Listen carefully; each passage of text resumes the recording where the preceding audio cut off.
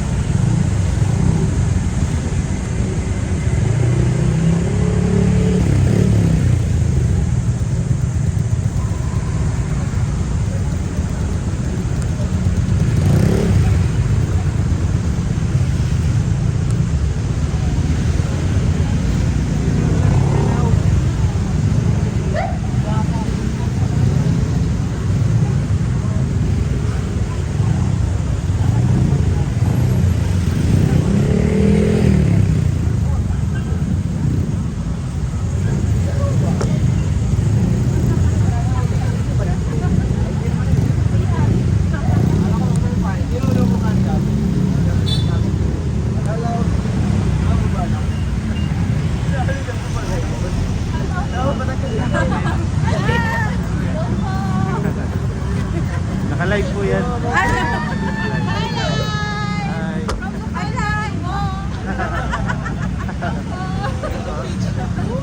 Sa YouTube po, Kuya Bok TV. Sa YouTube. Kuya, ano po? Kuya Bok TV sa YouTube. Kuya Bok. Sa YouTube po. Ay! Kuya Bok TV, shout out. Ay, mo kay Tami. Salamat.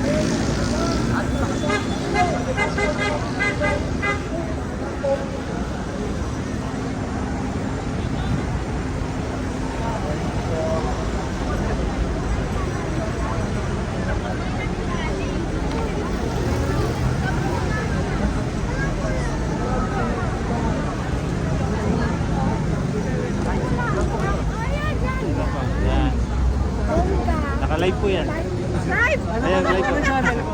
Sa YouTube, Kuya Bok TV. Kuya? Kuya Bok TV. Ay, papanood Kuya po. Hello, Kuya po. Ay, magsasubscribe ako sa'yo. Thank you po. I will follow you. Thank you. You can follow me. Thank you po, thank you.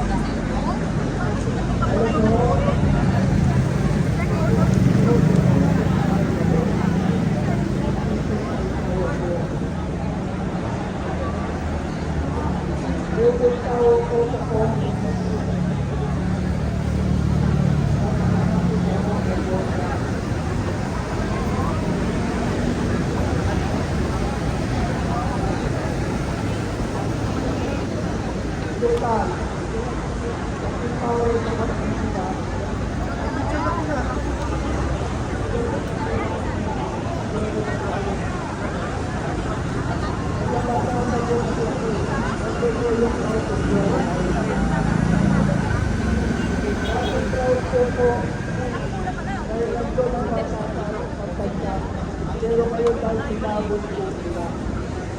Tayo mga po ang kapal ng mga buka o mga COVID. Kung sino yung magnanakaw, yata ako sa kaibigan para. Dahil bigtigan ninyo, mga putang na ito, kayo.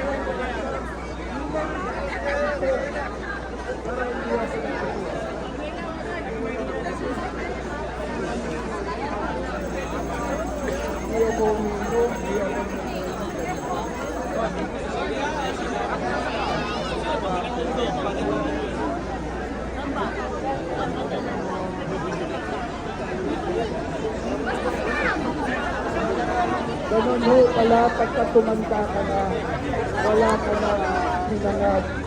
Kung hindi, makatulong na lang sa alagaan, proteksyonan ang mga susunod na hirap.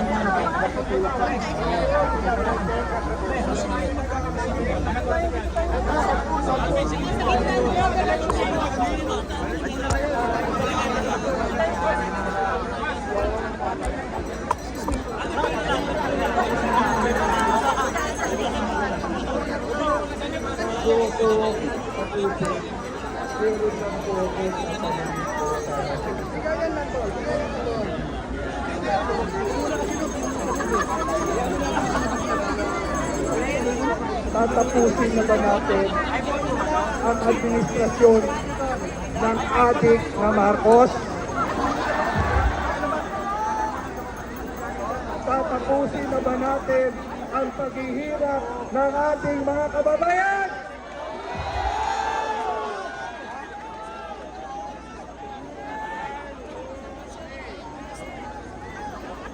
Sadya hong pinagpala kami dahil nandiyan po kayo nanguhuli. Sana po huwag niyong susukuan ng bayan. Sana po ipagpatuloy natin ang laban nito. Ito konti na lang po sinisigaw ng gusto.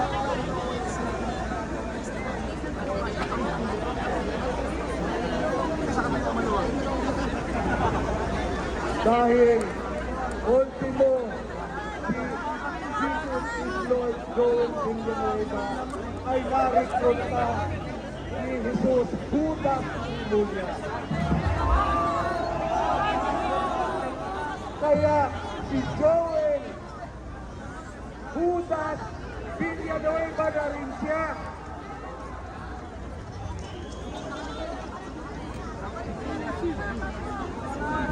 Ito po ang pagkakawin ko. Pagkakataon ko ito. Sasamahan ko po kayo sa laban ng ito. At makakaasa po kayo sa laban na ito, hindi ho kayo ang nasa harapan. Ako po, katuwang ng mga leader din dito, kami ang nasa harapan at kayo dapat nasa aming likuran. Pwede po ba? Pwede na ba tayo lumusot? Dito sa Jollibee.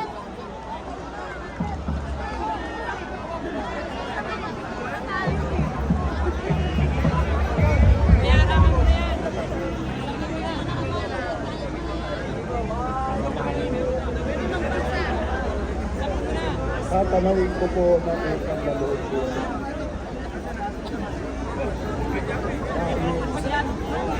Sa inyo ko po nakita.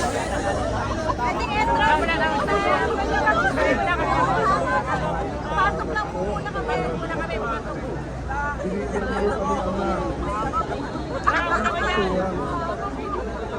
Katuwang sa paglilinis.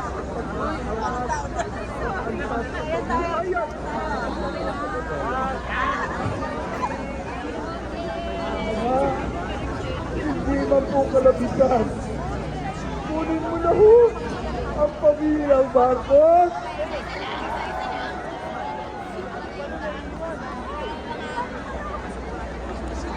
Lahat ay pula po sila.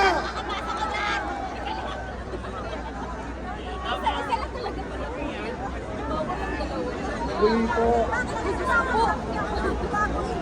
maraming salamat po. Mabuhay po kayo, tulong po kayo ni Ama. Salamat po, salamat, Ama. Maraming salamat po. Matatalim ang mga naging pahayag ni Quezon City District 2 Councilor Tatay Rani Ludovica. Palakpakan po natin. Alright. Napakalinaw ng mga naging pahayag ni Tatay Rani at isa po siya sa mga sumusuporta sa atin. At ang susunod, magsasalita. Sino ang mga taga Batangas?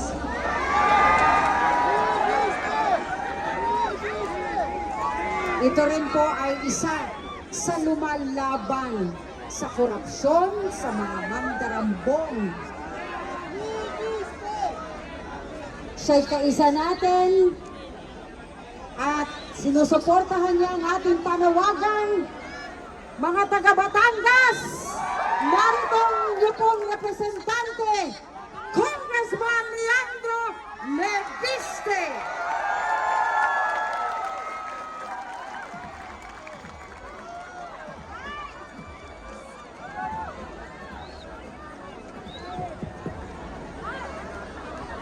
Magandang hapon na po sa inyong lahat.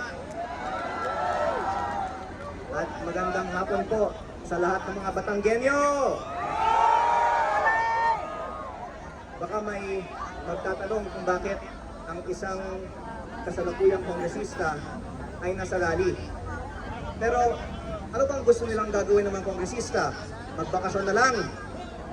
Ang pagdalo sa mga rally katulad nito ay trabaho ng mga kongresista para mapakinggan natin ang tunay na pakiramdam at pananaw ng ating mga constituents.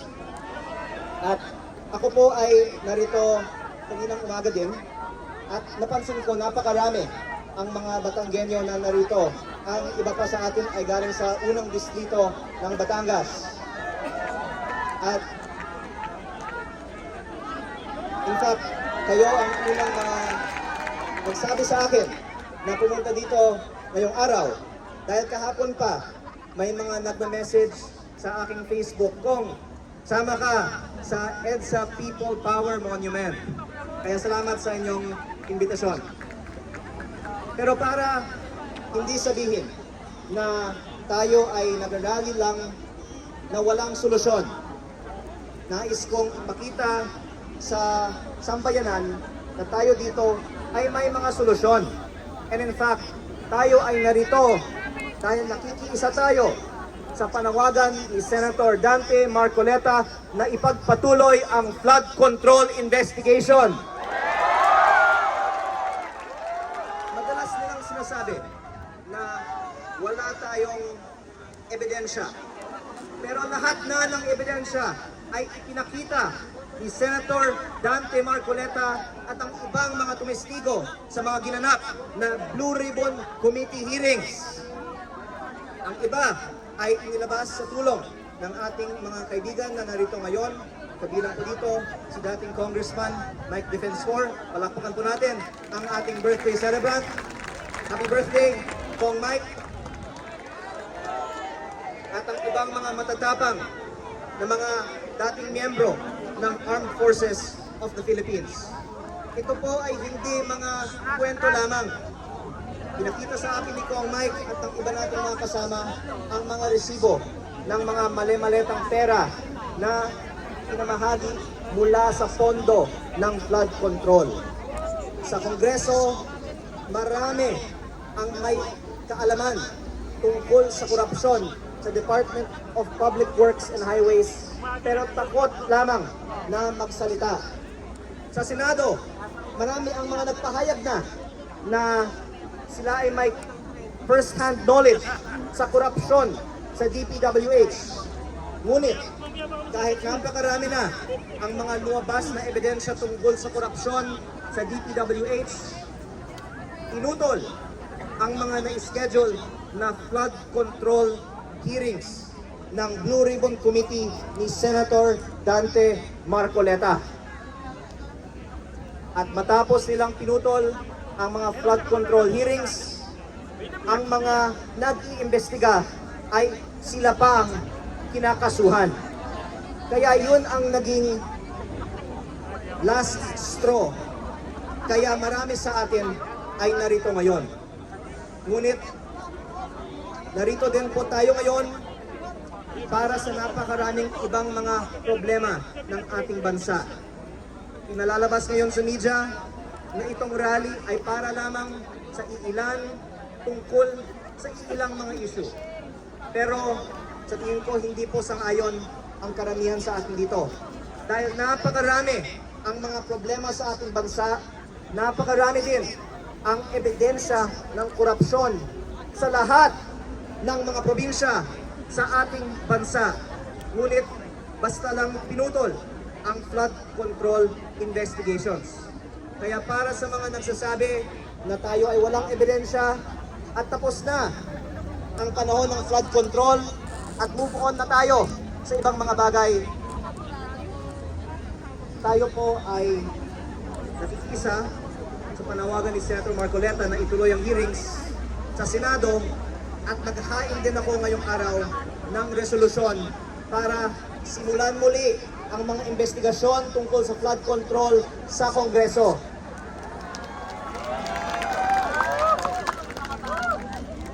alam kung pagbibigyan ang kahilingan na simulan muli ang mga investigasyon dahil baka maraming mga matatamaan dito.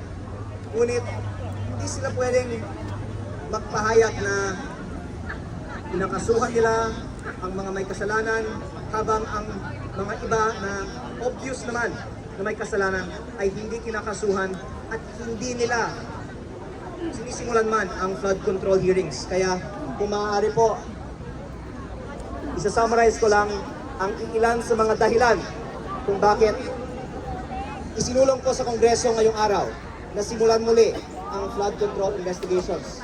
Ang isa ay dahil ngayon ay tag-ulan, umuulan na nga ngayon. Kita po na kailangan natin